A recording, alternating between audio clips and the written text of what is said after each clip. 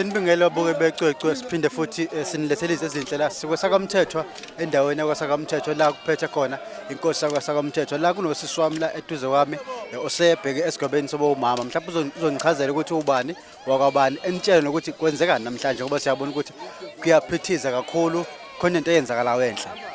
Igama lami nguWelile wakamthethwa wakamthethwa enxebeni khona kweSakamthethwa. Okwenzakayo namhlanje bekuwusuku olukhulu lapho umyeni wami ebelethe khona umembeso plus umkhehlo ekhaya, okusho ukuthi bekuwusuku lokungikhipha esigabeni sobuntombi engisa esigabeni sobufazi.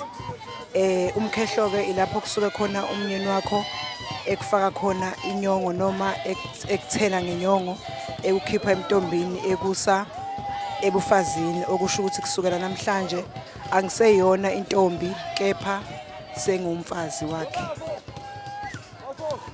Konje ngakubuka umyeni wakhe abakho sibongo. Umyeni wami wakacele isibongo kodwa ohlala ekhaya kubuka mama wakhe kwaMjadu eZidonini indawo. Okay siyabonga. Sesiphethe nje sisi wami athini amazwi akho okubonga ubhekise kuyena umyeni wakhe kanye nomndeni wakhe wonke ukuthi akhuphulele lesi sigaba esihle kangaka. Bhuti wami angazi ukuthi ngathini. Yabona uma ngakutshela unyaka esaqala ukujola ngawo ungamangala. Angifuni ukusho ngoba kodwa nje ngiyajabula kubuye kube khona naleyo pain nyana because side kakhulu isikhathi. Kodwa nje engakusho ukuthi ngiyabonga because ekuqaleni kwayo yonke into ngangayitshela ukuthi kuyohamba kuze kufike la okukhona nje namhlanje. Ngiyathokozisa ngiyakubona nasemehlweni ukuthi hayi uthokozile.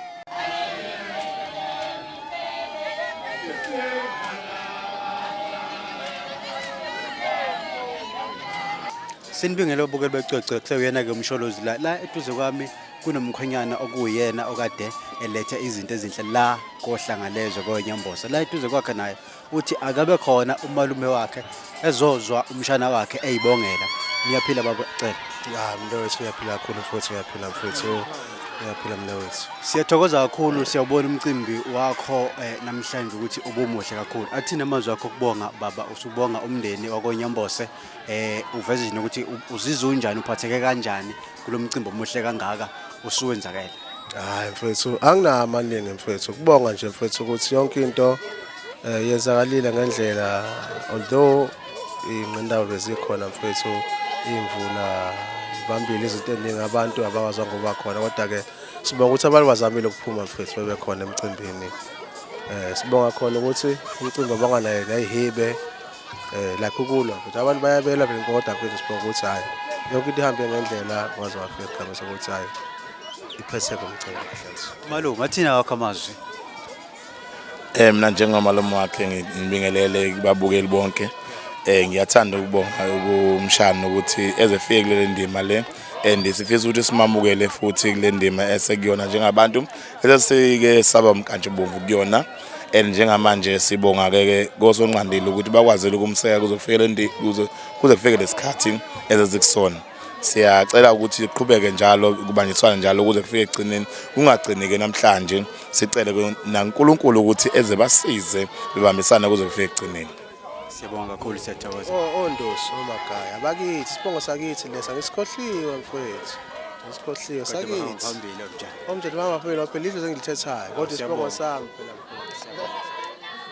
Bekuye ke umkhwenyana lo bekade sikhuluma naye njengamanje esichazela ngomlando wakhe nane impilo siko yakhe ukuthi kukuphi la akancike khona kakhulu.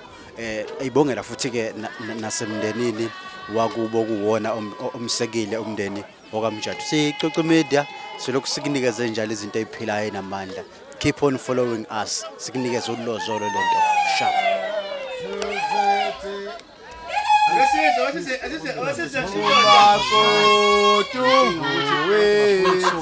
Siyabonga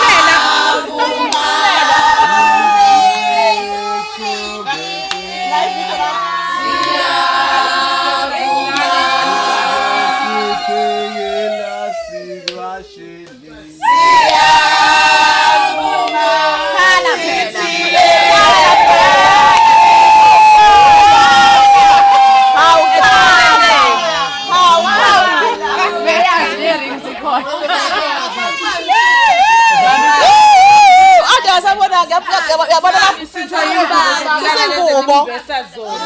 Ingoba yo anithi anti kancane. Siyavuma. Mayo sisizwe.